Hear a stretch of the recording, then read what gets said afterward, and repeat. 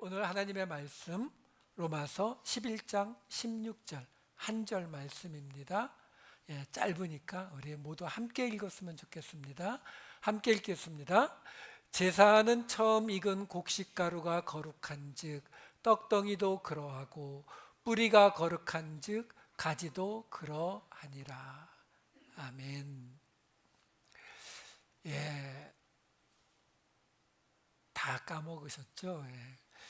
그 3주 전에 사도 바울이 유대인들에 대해서 변명해 주고 있었잖아요. 그렇죠? 결국 그래도 유대인들이 들을 통해서 지금 너희 이방인들이 예수를 믿게 된 게 아니냐. 그렇죠? 자기가 지금 이방인들에게 복음을 전하지만 이것이 결국은 유대인들을 시기나게 해서 그들도 하나님께로 돌아오게 하는 일이 되기 때문에 자신은 이방인의 사도라는 이 직분이 너무나 영광스럽다, 이렇게 말하는 이야기까지를 우리가 봤거든요. 근데 거기서 사도 바울이 한 단계 더 나갔었어요. 기억이 나실지 모르겠지만 제가 에베소서 말씀을 가지고 말씀을 드렸었습니다. 에베소서 2장 20절에서 22절 말씀을 보시게 되면 여기에 보면은 너희는 사도들과 선지자들의 터 위에 세우심을 입은 자라 그리스도 예수께서 친히 모퉁이 돌이 되셨느니라. 그의 안에서 건물마다 서로 연결하여 주 안에서 성전이 되어가고 너희도 성령 안에서 하나님이 거하실 처소가 되기 위하여 그리스도 예수 안에서 함께 지어져 가느니라. 요 말씀 앞에 뭐가 있었습니까? 유대인 그리스도인들과 이방인 그리스도인들더러 하나 되라고요. 그러면서 이 이야기를 하는 거예요. 무슨 말이에요? 이게 서로 함께 모여서 하나님이 거하실 처소, 곧 성전이 되어가라는 이 말씀은 유대인과 이방인들이 하나가 된다는 것을 전제하고 있는 거예요. 그러니까 말을 바꾸면 무슨 말이에요? 유대인과 이방인들이 하나가 되어 있지 않으면 하나님이 거하실 처소가 안 된다, 이 이야기예요. 여러분, 이 부분이 우리가 가장 쉽게 빠지는 함정이거든요. 특히 우리 동양 사람들이 빠지는 함정이에요. 왜? 우리가 믿어왔던 유교, 불교, 도교 다 뭘 하는 거예요? 나를 갈고 닦는 거예요. 나를, 내 생각, 내 육체를 갈고 닦아서 어떤 경지에 오르는 것이 우리가 수천 년 동안 믿어온 동양 방식이라고요. 그러다 보니까 그러면 어떤 일이 벌어져요? 여러분 한번 생각해 보세요. 내가 산속에 들어가서 정말 폭포 밑에서 이 우주의 진리를 막 생각해가지고 그 진리를 깨닫고, 그렇죠? 산속에 혼자 있었으니까 그 어떤 욕망으로부터 내가 점점 멀어졌다고 생각을 해보세요. 그러면 문제가 하나 생겨요. 어떤 문제예요? 여러분, 선교사님들이 선교지에서 5년, 10년, 20년 동안 열심히 선교하시다가 안식년 맞아서 여기 LA나 또는 한국 같은 데 방문 오시면은 선교사님들이 어떤 마음을 느끼는지 아세요? 처음에는 오랜만에 보니까 너무 반가운데요, 주일날 예배 같이 참석하고 금요 예배 참석하고 성도들 모임에 참석하면서 선교사님들이 느끼는 느낌이 뭐냐면, 이 사람들은 왜 이러지? 지금 선교지에서는 교회 건물도 제대로 없는 곳에 막 수백 명이 모여가지고 눈물로 기도하면서 2시간이고 3시간이고 마구 예배를 드리는데, 이 사람들은 에어컨 빵빵히 나와, 히러 잘 나와, 깨끗해, 일 좋은 찬양팀이 있는데 왜 저렇게 예배를 제대로 안 드리지? 왜 모이면 딴소리만 하지? 이게요, 선교사님들이 겪게 되는 그걸 보면 책에도 나와 있을 정도로 아주 티피컬한 모습이에요. 똑같아요, 여러분. 제가 산속에 들어가서 그렇게 저를 갈고 닦고 돌아오면은요, 이 중생들을 보면 어떤 느낌 갖는다고요? 뭐 어떤 느낌 가져요? 그냥 이거밖에 안 돼요. 지금 유대인과 이방인 그리스도인으로 대표되고 있는 이 사람들의 갈등을 한번 생각해 보세요. 아니 그냥 쉽게, 여러분 지금 이쪽에 한 그룹의 사람들이 있는데 이 사람들은 계속 뭘 주장한다고요? 아, 돼지고기 먹으면 안 되지. 아, 그 주일날 돈 쓰면 안 되고, 저 어릴 때만 해도 주일날 어디 가서 물건 사거나 식당 가거나 하면 욕 먹었어요. 그런 분들이 한쪽에 있다고 생각해 보세요. 그러면 그러실 거 아니에요. 아우, 저 사람들은 말이 안 통해. 근데 그분들은 또 뭐라고 하겠어요? 우리 보고. 아, 저 사람들은 무슨 하나님 믿는다는 사람들이 저 모양이야. 세상 사람들하고 다른 게 하나도 없네. 지금 그 갈등이거든요. 그 갈등을 하고 있으니까 한마디로 말하면 유대인들은 이방인 그리스도인들한테 뭘 원하는 거예요? 그래, 하나님이 너희들을 받아주신 건 인정하겠는데 유대인 스타일의 그리스도인들이 되라라는 거죠. 이방인들은 뭐라고 하는 거예요? 너희들 실패했잖아. 실패했는데 왜 자꾸 우리한테 그걸 요구해? 이게 지금 우리 세상에서 보면 흔히 말하는 보수와 진보잖아요. 그렇죠? 근데 사도 바울이 유대인들만 변명하는 게 아니라 무슨 이야기까지 하고 있는 거예요? 그 유대인들과 이방인 그리스도인들이 함께 있지 않으면 하나님이 거하실 처소가 안 된다고요. 그래서 마지막 절이 뭐였어요? 11장 15절이 바로 그 유대인들, 그들을 버리는 것이 세상의 화목이 되었는데 그들을 받아들인다면 그것이 죽은 자 가운데서 살아나는 것이 아니면 무엇이리요? 하나님의 공동체가 죽었는데 그 공동체가 다시 살아나는 것은 지금 이거 이방인 그리스도인들에게 하는 말이에요. 유대인들에게 지금까지 얘기했으니까 이제는 이방인 그리스도인들에게 너희가 유대인 그리스도인들을 대신해서 이제 은혜를 받고 하나님의 사람이 되었다고 큰 소리 치는데, 아니 그들까지 받아들여야 온전히 하나님의 공동체가 다시 살아나는 것이다, 이걸 말한 거거든요. 여러분, 우리 개신교 교리의 가장 핵심이 은혜의 교리잖아요. 우리는 아무것도 하지 않았는데 하나님이 거저 우리를 구원해 주셨다. 근데 이 은혜의 교리라는 말 안에는 뭐가 포함되어 있는 거예요? 내 기준에 꼴 보기 싫은 사람도 내 옆자리에 앉을 것이 포함되어 있는 거예요. 안 그러면 지금 이 로마서를 받아드는 그곳에 유대인 그리스도인들 혹은 이방인 그리스도인들하고 우리가 똑같은 자리로 가게 된다라는 거예요. 이게 가장 중요한 부분이에요, 여기에서. 그러니까 하나님이 원하시는 것은 유대인으로 이루어진 공동체도 아니고 이방인만으로 이루어진 공동체도 아니고, 그렇다고 해서 어느 쪽에도 속하지 않는 나 개인이 하나님을 잘 믿으면 돼 라는 개인 구원도 아닌, 그 모두가 함께 있는 공동체를 세워가는 것을 원하신다라는 거예요. 요 결론이 오늘 설교의 결론이에요. 자, 그러면 오늘 본문 다시 보자고요. 11장 16절. 제사하는 처음 익은 곡식가루가 거룩한즉 떡덩이도 그러하고 뿌리가 거룩한즉 가지도 그러하니라.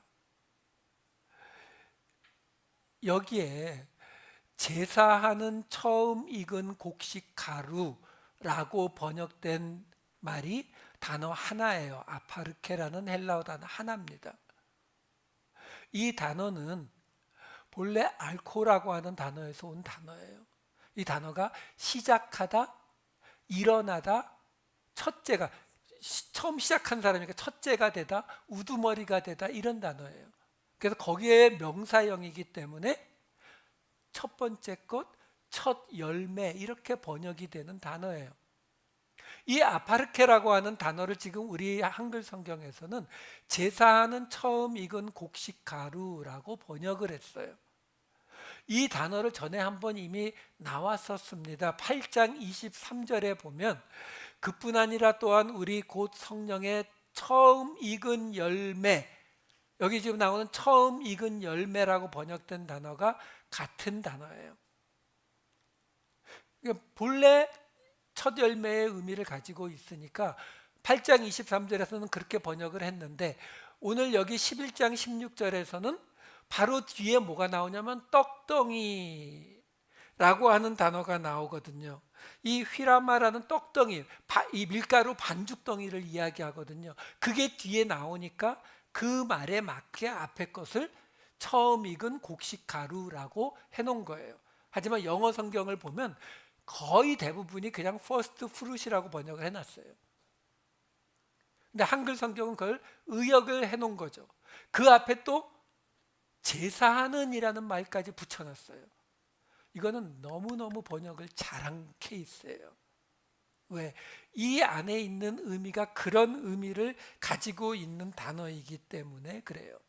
그래서 대부분의 주석책에서는 여기 나오는 처음 익은 곡식 가루를 아브라함, 이삭, 야곱을 생각하고, 그리고 떡덩이, 이걸 유대인으로 생각하는 경우가 있거나, 아니면 처음 익은 곡식 가루를 유대인 그리스도인, 떡덩이를 이방인 그리스도인, 이렇게 해석을 합니다.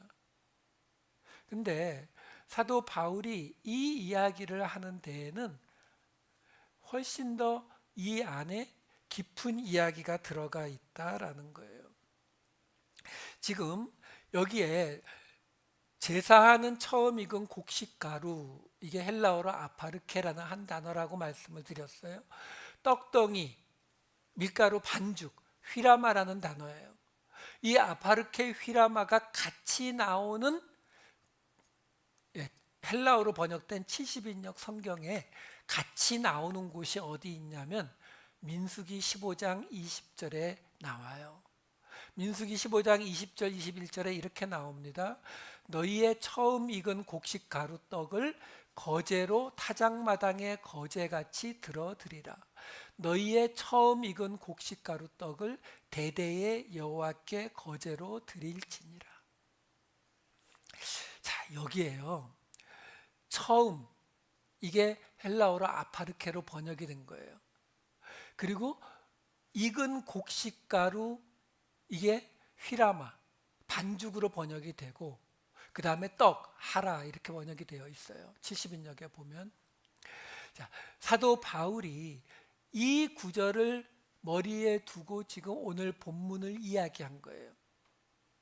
무슨 말이냐면 지금 이 민수기 15장에 나오는 처음, 여기 보면요 좀 이상한 말이 있어요. 뭐냐면 너희의 처음 익은 곡식가루 떡을, 여러분 하나님께서 처음 태어난 것, 처음 거둔 것을 하나님께 바치라라는 거나 우리가 알고 있잖아요. 그렇죠?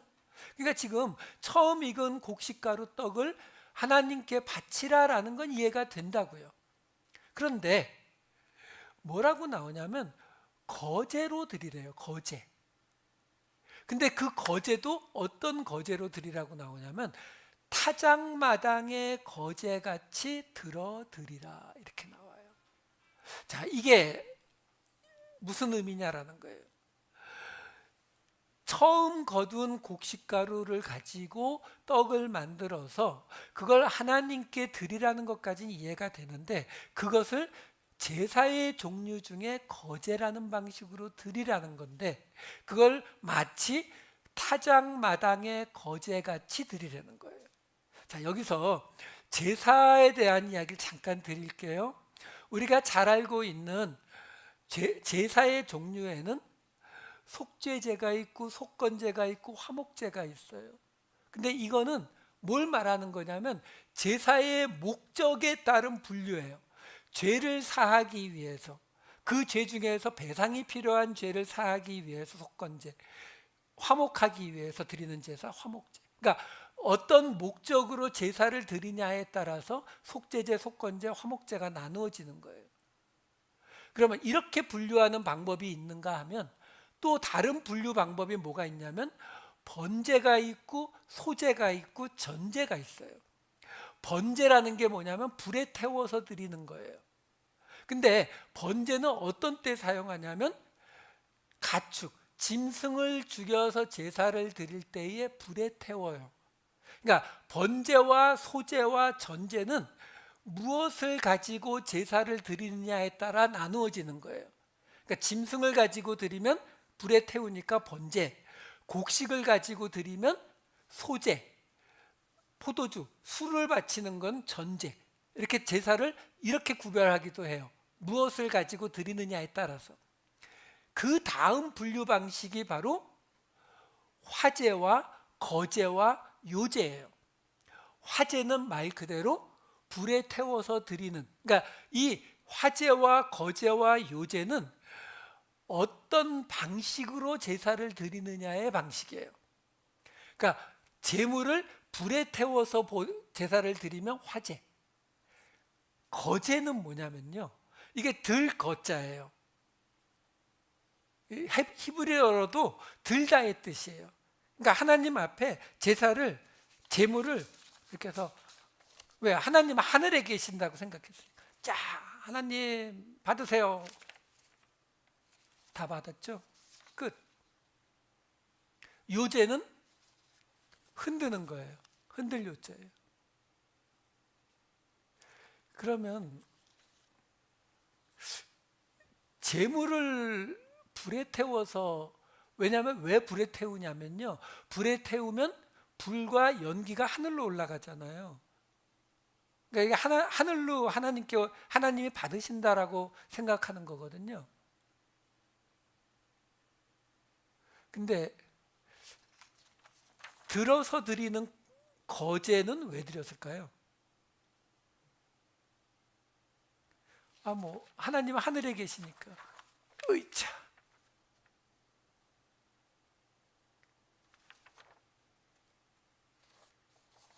불에 태우면 어떻게 돼요?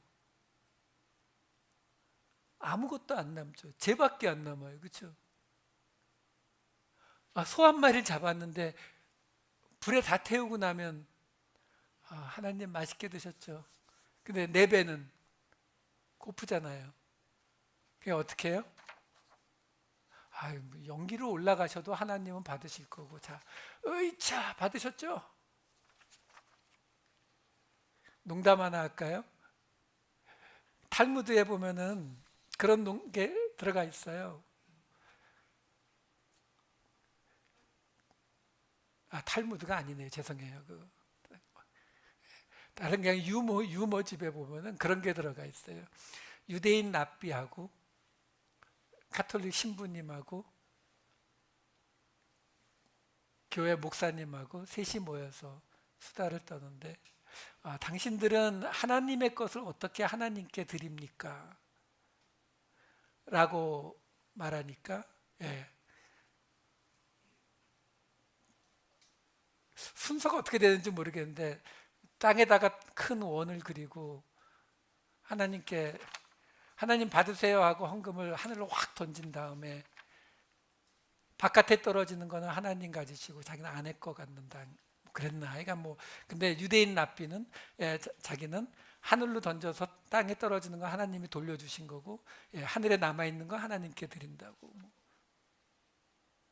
여러분, 이 거제가 그거예요. 여러분, 우리가 이 모든 것들이 유대인들의 삶 속에 있었던 거라는 걸 잊으시면 안 돼요. 이게 그냥 허공에 떠 있는 무슨 철학적인 교리가 아니라고요. 그러니까 유대인들이 하나님 앞에 제사를 드려야 되는데, 여러분, 제사를 드릴 때마다 소 한 마리, 양 한 마리, 염소 한 마리가 그냥 불에 다 태워서 없어진다고 생각해 보세요. 그 제사를 1년에 한 번 드릴 수 있는 사람이 몇 명이나 돼요. 그러니까 하나님이 제사 종류를 주시는 거예요. 들어 올리면 받으셨다는 거예요. 이게 거제예요. 그럼 요제는 뭘까요? 흔드는 것. 나중에 성경 좀 막 찾아보세요. 어떻게 나오냐면, 넓적다리는 거제로 드리고 가슴은 요제로 드려요. 왜요? 넓적다리는 들 수가 있는데 소 갈비 한 짝을 어떻게 들어요? 그러니까 그건 그냥 농담 같죠? 아니요. 이게 이 제사의 목적이에요. 왜냐하면 제사장들, 그러니까 이 거제, 요제, 이 두 가지 제사는 그냥 거의 구별이 없이 나오는데, 이 제사가 나오는 곳을 찾아보시면 항상 그 제사의 목적이 뭐냐면 제사장들, 아론과 아론의 자손들이 그것을 가져간다는 이야기와 함께 나와요. 가져가기 위한 거라고요. 제사장들에게 주기 위한 제사가 바로 이 거제와 요제라는 거예요. 자, 두 군데만 보여드릴게요. 출애굽기 29장 27, 28절. 너는 그 흔든 요제물 곧 아론과 그의 아들들의 위임식 수량의 가슴과 넓적다리를 거룩하게 하라. 이는 이스라엘 자손이 아론과 그의 자손에게 돌릴 영원한 분깃이요 거제물이니 곧 이스라엘 자손이 화목제의 제물 중에서 취한 거제물로서 여호와께 드리는 거제물이니라. 요제, 거제 다 나오잖아요. 테누파, 테루마 둘 다 똑같 나오거든요. 한 군데 더 볼게요. 민수기 18장 8절과 11절. 여호와께서 또 아론에게 이르시되 보라 내가 내 거제물 곧 이스라엘 자손이 거룩하게 한 모든 헌물을 내가 주관하게 하고 내가 기름 부음을 받았으므로 말미암아 그것을 너와 내 아들들에게 영구한 몫의 음식으로 주노라. 11절. 내게 돌릴 것은 이것이니 곧 이스라엘 자손이 드리는 거제물과 모든 요제물이라. 똑같아요. 그러니까 항상 아론과 그의 아들들, 그들이 누구예요? 제사장. 그들에게 주기 위한 것이 이거예요. 그러면 아론과 그의 아들들에게 하나님이 어떤 새로운 언약 같은 걸 주신 거냐? 아니에요. 그 집안에만 주신 거냐? 아니에요. 여기서는 아론과 그의 자손으로 나오는 게 맞아요. 하지만 레위기에 보면 이런 구절이 나와요. 레위기 7장 34절 보시면 내가 이스라엘 자손의 화목제물 중에서 그 흔든 가슴과 든 뒷다리 딱 나오잖아요. 가슴은 흔들었고 뒷다리는 들었어요. 제사장 아론과 그의 자손에게 주었나니 이는 그리 이스라엘 자손에게서 받을 영원한 소득이니라. 이거 금방 보았던 출애굽기 민수기 말씀과 똑같죠, 그렇죠? 아론과 그의 자손에게 주는 것이 거제물이다라는 건 똑같은데, 요 바로 뒤에 이어지는 35, 36절을 보시면 이는 여호와의 화제물 중에서 아론에게 돌릴 것과 그의 아들들에게 돌릴 것이니 그들을 세워 여호와의 제사장의 직분을 행하게 한 날 곧 그들에게 기름 부은 날에 여호와께서 명령하사 이스라엘 자손 중에서 그들에게 돌리게 하신 것이라 대대로 영원히 받을 소득이니라. 무슨 말이냐면 하나님이 지금 우리가 뭘 따라가고 있는 거냐면요, 사도 바울이 처음 익은 곡식가루가 거룩한즉 떡덩이도 거룩하다라는 말을 했는데 그 말에 나오는 이 처음 익은 곡식가루와 떡에 관한 이야기를 민수기에서 찾아봤더니 거기에 뭐라고 나왔냐면은 처음 익은 곡식가루를 타작마당에 거제같이 내게 드려라 이렇게 나왔거든요. 그 타작마당에 거제같이 드린다는 말의 뜻이 뭐냐? 우선 첫 번째, 거제라는 말에는 뭐가 들어가 있냐면 바로 제사장. 금방 레위기 봤잖아요. 아론과 그의 자손이 그때 제사장들이니까 그들에게 그 몫이 돌아가는데 그걸 언제부터 준다고요? 처음부터? 아니, 제사장 직분을 시작하면 준다고요. 그러니까 이거는 제사장에게 주기 위한 제사란 말이에요. 자, 그러면 다시 민수기 15장 20절, 바로 그 타작마당에 거제같이 들어 올린다는 이 말을 우리가 이해하려면 또 어떻게 봐야 되냐면 민수기 14장부터 18장까지를 제가 간단하게 설명을 해드릴게요. 민수기 지금 15장의 이야기가 나오는데 이 바로 앞에 있는 14장에는 무슨 이야기가 나오는 곳이냐면 바로 가네스 바네아에서 정탐꾼을 보냈다가 그들이 돌아와서 거기는 거인들이 사는 곳이라 우리 못 가. 이래가지고 하나님이 노하시는 이야기가 바로 이 민수기 14장에 나와요. 그래서 하나님이 그들이 하나님을 믿지 못하고 하나님을 원망했기 때문에 하나님이 그들에게 화를 내십니다. 그게 민수기 14장 12절이에요. 내가 전염병으로 그들을 쳐서 멸하고 내게 그들보다 크고 강한 나라를 이루게 하리라. 그러니까 이스라엘 백성들에게 약속했던 거 다 캔슬하고 모세로부터 다시 시작하시겠다, 이렇게 말씀하시거든요. 그랬더니 모세가 하나님 앞에 엎드려서 빌죠. 그러니까 하나님께서 그 말을 듣고 용서하세요. 지금 14장 18절에서 20절 보시게 되면은 읽지 않을게요. 맨 마지막에 보시면 하나님께서 내가 네 말대로 사하노라 하고 용서해 주세요. 근데 용서하셨지만 그 첫 세대는 너희는 약속의 땅에 들어가지 못하고 광야에서 다 죽을 거라고 그 이야기를 또 하세요. 민수기 14장 22에서 23절에 보시면 한 사람도 거기 들어가지 못한다라는 이야기가 나와요. 이게 민수기 14장의 이야기예요.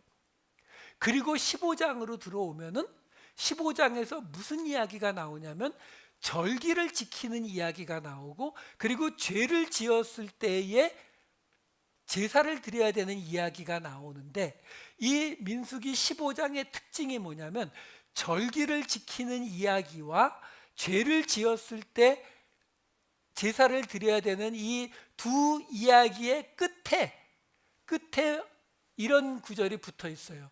15장 15절 16절 보시면 회중 곧 너희에게나 거류하는 타국인에게나 같은 율례이니 너희의 대대로 영원한 율례라. 너희가 어떠한 대로 타국인도 여호와 앞에 그러하리라. 너희에게나 너희 중에 거류하는 타국인에게나 같은 법도 같은 규례이니라. 이게 앞에 절기에 관해서 제사 드리는 걸 말씀하시고 나서 나온 이야기고, 그 다음에 죄를 지은, 부지 중에 죄를 지은 이야기가 나오고 나서 그 끝에도 똑같은 이야기 15장 26절이 나와요. 이스라엘 자손의 온 회중과 그들 중에 거류하는 타국인도 사함을 받을 것은 온 백성이 부지 중에 범죄하였음이니라. 그래서 민수기 15장은 앞에 이야기가 나오고 뒤에 이야기가 나오고, 아까 보았던 처음 사도 바울이 인용한 요 구절이 그 가운데에 끼어 있는 거예요. 민수기 15장 18절에서 20절을 보시게 되면은 이스라엘 자손에게 말하여 이르라. 너희는 내가 인도하는 땅에 들어가거든 그 땅에 양식을 먹을 때에 여호와께 거제를 드리되, 거제는 제사장이라 그랬어요. 너희의 처음 익은 곡식가루 떡을 거제로 타작마당에 거제같이 들어드리라. 그러니까 무슨 말이냐면 민수기 15장에서는 샌드위치 구조로 이 가운데 있는 이야기. 그러니까 무슨 얘기예요? 지금 하나님이 민수기 14장에서 출애굽해서 데리고 나와서 가네스 바네아에서 정탐을 보냈더니 이 사람들이 하나님을 원망했거든요. 그러니까 하나님이 그냥 이스라엘을 없애버리시려고 했는데 모세가 중보하니까 할 수 없이 용서해 주셨어요. 근데 용서하셨지만 하나님이 뭘 하시는 거냐면 두 가지를 하신 거예요. 하나는 용서했지만 하나님의 약속은 그대로 이어질 것이지만 누구에게? 그들의 후손에게. 하지만 너희들은 약속의 땅에 못 들어간다. 이게 한 가지라면 또 한 가지가 바로 이 15장에서 뭐라고 나오는 거예요? 이제 모든 타국인들도 너희와 동일하다. 모든 율법 앞에서 동일하다. 이게 15장 이야기예요. 그럼 그 다음에 민수기 16장으로 가면은 무슨 이야기가 나오냐면 고라와 다단의 반역 사건이 나와요. 고라와 다단이 하나님이 너희에게만 말씀하시냐고 하면서 덤볐잖아요. 그 나중에 땅속에다 파묻히잖아요. 근데 그 고라와 다단의 사건을 우리는 모세에게 대들었다라고 많이들 알고 있는데 그렇지 않아요. 왜? 고라와 다단이 레위 지파예요. 레위 지파. 레위 지파인 고라와 다단이 누구에게 대든 거냐면 아론에게 대든 거예요. 그 이야기가 민수기 16장 10절에 이렇게 나와요. 하나님이 너와 내 모든 형제 레위 자손으로 너와 함께 가까이 오게 하셨거늘 너희가 오히려 제사장의 직분을 구하느냐. 그러니까 레위 지파도요. 레위 지파도 그냥 그 성막에 관한 일을 그냥 맡은 게 아니에요. 그들도 하나님께 드려진 게 맞아요.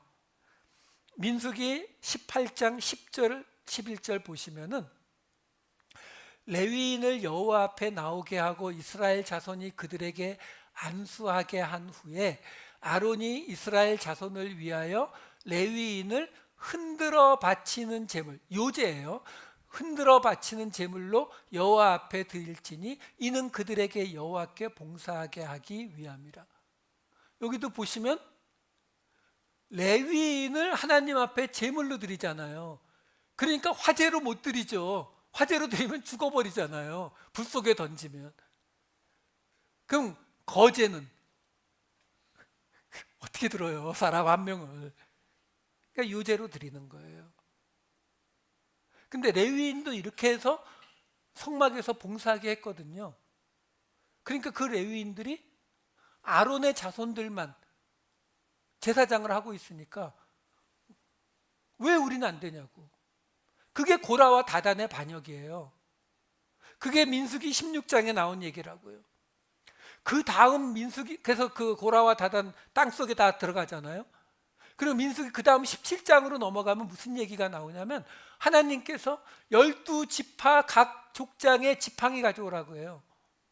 그 지팡이 12개 하는데 그 중에 레위 지파는 아론의 지팡이, 족장이 지팡이가 아니라 아론의 지팡이를 갖다 놓고 그리고 증거궤 앞에 갖다 놨더니 그 다음날 아론의 지팡이에만 싹이 나고 꽃이 피고 살구 열매가 열렸다라고 나오잖아요. 민수기 17장 8절 10절. 아론의 지팡이에 우미 돋고 순이 나고 꽃이 피어서 살구 열매가 열렸더라 그러면서 하나님이 그 지팡이를 증거궤 앞으로 도로 가져다가 반역한 자에 대한 표징이 되게 하여. 그러니까 이 민수기 17장은 요 얘기밖에 없거든요. 근데 그 이야기를 왜 하셨다고요? 바로 앞에 16장 레위 지파의 고랑과 다단 그들 그 반역한 자들에게 표징이 되게 하라고요. 무슨 말이에요? 12지파 가운데 하나님의 일을 맡은 레위 지파, 그 레위 지파의 우두머리가 누구라고요?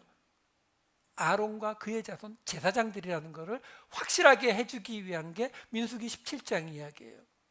그리고 나서 그 다음 민수기 18장으로 넘어가게 되면 이제 아론과 그의 자손들이 맡은 제사장 직분에 관한 설명이 나오는데 똑같은 이야기가 반복돼요. 그러니까 8절하고 11절인데 8절만 읽어드릴게요. 똑같으니까.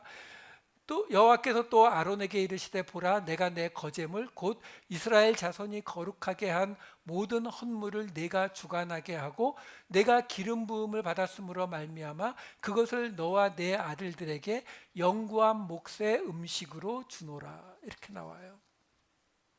자, 지금 민수기 14장부터 18장까지를 짤막하게 설명을 해드린 거예요. 이 전체 이야기가 지금 보니까 뭐예요? 다 제사장 직분에 관한 이야기예요.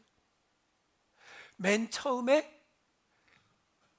이스라엘 백성이 하나님을 원망해서 하나님이 그들을 벌하시려고 했는데 모세가 중보함으로 인해서 그 벌을 취소하셨죠.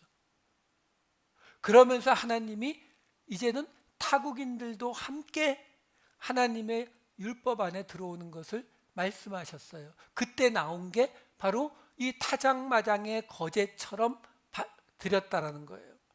그리고 나서 그 다음에 16, 17, 18장은 모두가 다 그 제사장 직분에 관한 이야기예요. 제사장 직분이 일반 레위 지파와는 다르다는 거. 이 제사장 직분이 어떤 의미를 갖는지에 대한 설명이 쭉 나오는 거예요. 그러니까 이 전체가 다 제사장 직분에 관한 이야기다라는 거예요. 그래서 그 제사장 직분이 어떤 의미를 갖는지가 이 민수기 18장 15절에 이렇게 나와요. 여호와께 드리는 모든 생물에 처음 나는 것은 사람이나 짐승이나 다 내 것이로되. 그러니까 처음 나는 건 다 제사장의 것이 되는 거예요. 그 제사장의 것이 되기 때문에 처음 익은 곡식 가루로 만든 그 반죽으로 만든 떡도 하나님 앞에 드리는데 거제로 드린다는 말은 드렸다가 제사장이 가져가는 거라고요. 그 제사장 거라는 거예요. 제사장 거. 자, 그리고 나서 이 민수기 18장에는 바로 뒤에 어떤 구절이 나오냐면 18장 26절에서 29절이 나와요. 너는 레위인에게 말하여 이르라, 그에게 이르라.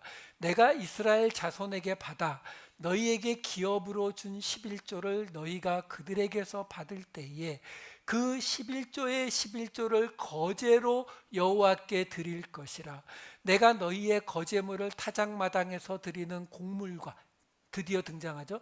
타작마당에서 드리는 곡물과 포도즙 틀에서 드리는 즙같이 여기리니 너희는 이스라엘 자손에게서 받는 모든 것의 11조 중에서 여호와께 거제로 드리고 여호와께 드린 그 거제물은 제사장 아론에게로 돌리되 너희가 받은 모든 헌물 중에서 너희는 그 아름다운 것 곧 거룩하게 한 부분을 가져다가 여호와께 거제로 드릴지니라.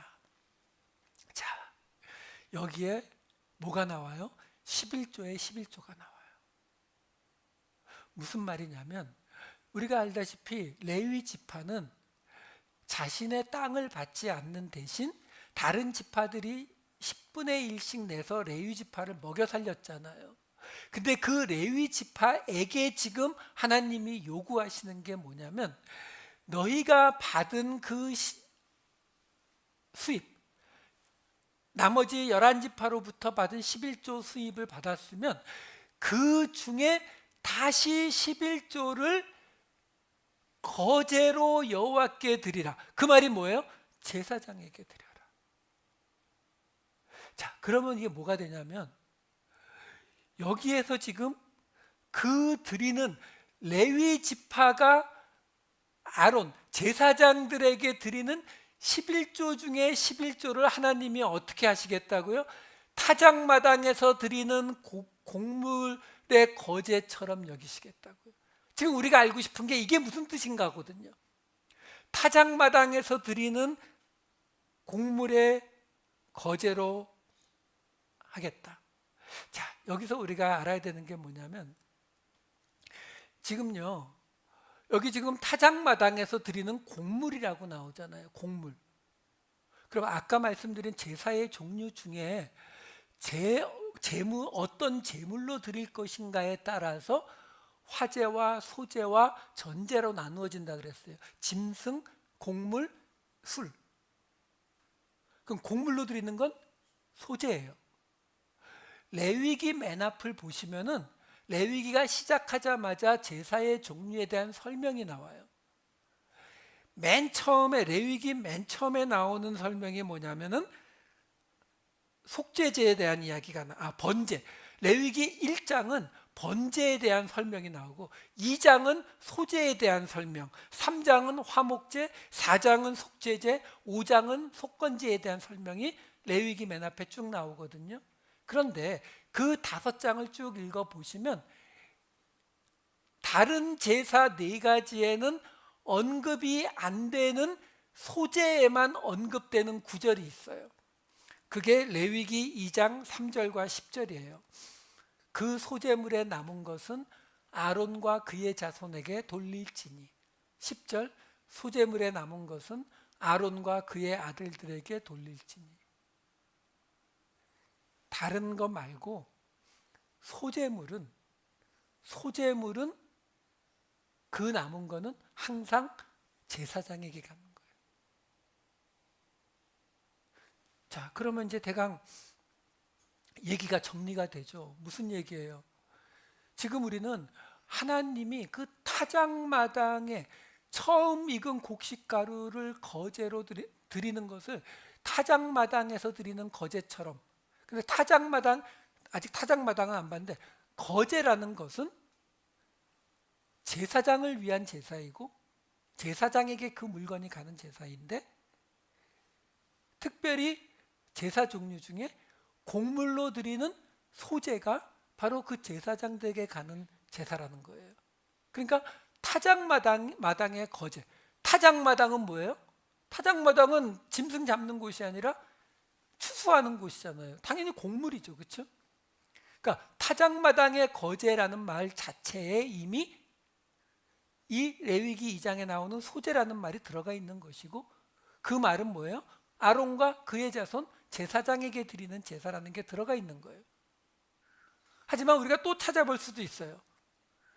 역대상에 보면은 다윗이 하나님이 하지 말라고 했던 인구조사를 했다가 벌을 받습니다. 역대상 21장 1절에 보면은 사단이 충동했는데 그걸 따라해요. 그랬다가 이스라엘 백성 7만 명이 하나님의 벌로 인해서 죽습니다. 그때에 다윗이 이렇게 빌어요. 하나님 앞에 역대상 21장 16에서 17절. 다윗이 눈을 들어보매 여호와의 천사가 천지 사이에 섰고 칼을 빼어 손에 들고 예루살렘 하늘을 향하여 편지라. 다윗이 장로들과 더불어 굵은 배를 입고 얼굴을 땅에 대고 엎드려 하나님께 아뢰되 명령하여 백성을 계수하게 한 자가 내가 아니니이까? 범죄하고 악을 행한 자는 곧 나이니이다. 이 양떼는 무엇을 행하였나이까? 청하건대 나의 하나님 여호와여, 주의 손으로 나와 내 아버지의 집을 치시고 주의 백성에게 재앙을 내리지 마옵소서 하니라. 7만 명 벌써 죽었어요. 근데 하나님이 거기서 끝나는 게 아니라 예루살렘을 멸망시키려고 하시니까 다윗이 지금 중보하는 기도를 하는 거예요. 용서해 달라고. 그래서 하나님이 용서하시는데 이런 일이 벌어집니다. 역대상 21장 15절, 26, 27, 28절. 15절부터 볼게요. 천사를 보내셨는데 그 천사가 어디 있냐면 맨 마지막 그때의 여호와의 천사가 여부스 사람 오르난의 타작마당 곁에 선지라. 그리고 26에서 28절, 다윗이 거기서 그 오르난에게서 그 타작마당을 사서 제단을 쌓고 번제와 화목제를 드렸더니 하나님께서 응답하셨어요. 그래서 거기에서 제사를 드렸다. 28절에 오르난의 타작마당에서 응답하심을 보고 거기서 제사를 드렸다 이렇게 나오죠. 그리고 이 장소는 역대하 3장 1절에 가면은 솔로몬이 예루살렘 모리아산에 여호와의 전 건축하기를 시작하니 거기는 여부스 사람 오르난의 타작마당에 다윗이 정한 곳이라. 자, 정리를 해보자고요. 지금 타작마당이라고 하는 곳도 오르난의 타작마당, 거기서도 다윗이 예루살렘을 위해서 중보했죠. 하나님 앞에 엎드렸어요. 하나님이 용서하셨죠. 그리고 그 자리에 솔로몬 성전이 세워졌죠. 성전은 어떤 곳이에요? 제사장들이 죄 지은 자들을 위해서 제사 드리는 곳이에요. 그러니까 한마디로 타작마당이라고 나오는 성경의 곳들은 타작마당, 곡식으로 제사 드리는 곳, 동시에 곡식으로 제사 드리는 곳, 소제 드리는 곳은 제사장에게 바치는 곳. 근데 그 곳들이 어떻게 사용됐어요? 제사장의 역할. 지금 모세가 중보했던 것처럼 다윗이 중보했던 것처럼 똑같이 지금 하나님 앞에 죄 지은 이스라엘을 놓고 엎드려서 기도하는, 중보하는 그 자리에 지금 이 이야기들이 계속 반복되고 있는 것을 우리에게 보여주고 있잖아요. 자, 그러면 오늘 본문 11장 16절 다시 보자고요. 제사하는 처음 익은 곡식가루가 거룩한 즉 떡덩이도 그러하고. 지금 제사하는 처음 익은 곡식가루가 누구예요? 모세, 다윗, 그리고 아론의 자손들이요.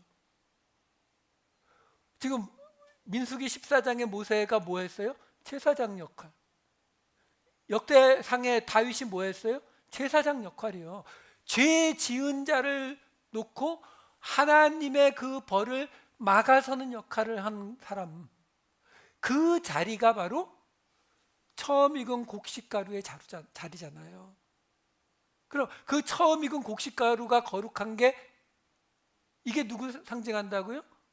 예수님이잖아요. 고린도전서 15장 20절. 그러나 이제 그리스도께서 죽은 자 가운데서 다시 살아나사 잠자는 자들의 첫 열매. 여기 첫 열매가 아파르케, 같은 단어예요.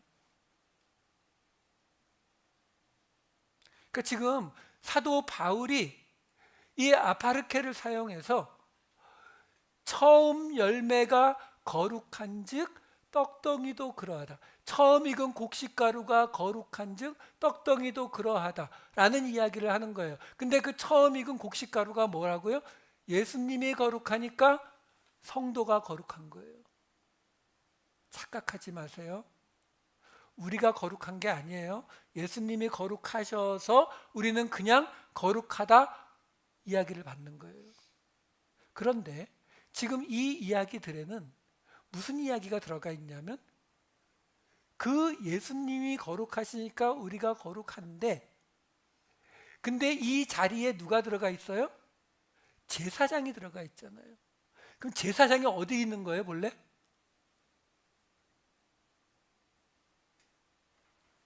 레위 지파에서 11조 중에 11조. 레위 지파가 거룩해요, 안 해요? 거룩하죠. 왜? 하나님 앞에 흔드는 요제로 바쳐졌잖아요. 그렇죠? 나중에 읽어보세요. 레위 지파는 나머지 11지파를 대신해서 하나님 앞에 드려진 지파거든요. 그러니까 거룩한 게 맞아요. 자, 레위 지파가 거룩한데, 근데 그 레위 지파의 거룩한데 그 중에 또 거룩한 제사장이 있는 거잖아요. 그럼 이게 뭐예요? 거룩의 거룩. 그걸 뭐라 불러요? 지성소. 지성소는 어떤 곳이에요? 속죄소가 있는 곳이에요. 죄를 사해 주는 곳이 있는 곳이에요. 그 사도 바울이 지금 이 이야기, 이 민수기 이야기 이런 것들은 너무나 잘 알려져 있는 이야기이기 때문에 지금 사도 바울이 그걸 가지고 이야기를 하는 거예요. 지금 유대인 그리스도인들과 이방인 그리스도인들에게 이야기하는 거죠. 예수님이 거룩하니까 그래서 너희도 거룩해진 거고, 예수님이 거룩하니까 유대인 그리스도인들도 거룩해지는 거라고. 근데 거기서 한 단계 더 나가는 거죠. 근데 예수님이 거룩하니까 우리가 거룩해졌는데, 우리가 거룩해지면요, 우리가 제사장이 되면요, 그러면 우리를 통해서 거룩해지는 떡덩이가 생기는 거예요. 항상 말씀드리죠. 우리는, 세상은, 여러분 거룩이 뭐라고요? 구별이라 그랬잖아요. 그러면 어떻게 구별돼요? 세상은 높이 올라가길 원하잖아요. 근데 내려가면 구별된다고 했죠. 그러니까 거룩해지는 거예요. 자, 우리 성도라고 하잖아요. 성도는 뭐예요? 거룩한 무리. 그렇죠? 우리는 거룩한 게 맞아요. 예수를 믿고 구원받았으니까 우리가 거룩한 사람들 된 거 맞다고요. 구별된 자 맞아요. 근데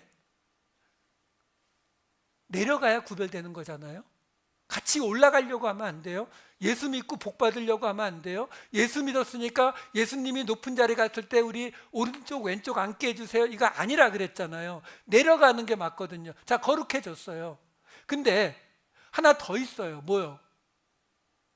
내가 내려가는데 세상에도 겸손한 사람, 정말 낮은 자리에서 사람들을 위해서 봉사하는 사람들 많다니까요.